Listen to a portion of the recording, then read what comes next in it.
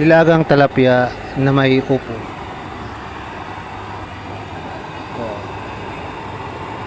Ito po ang simpleng pangulam, ayan, ng bawat mamamayang Pilipino.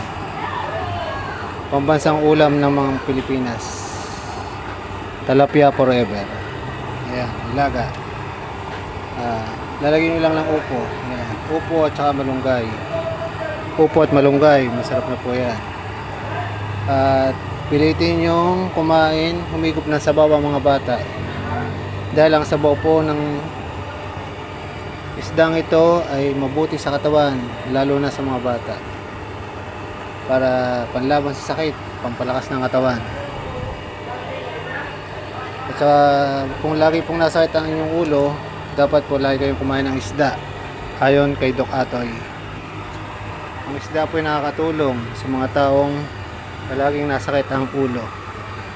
Basta't lagi pong may sabaw, ganyan, sinigang o nilaga.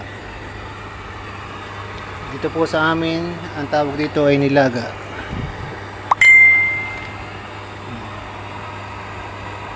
Sa Batangas, nilagang talapia na may upo. Ayan.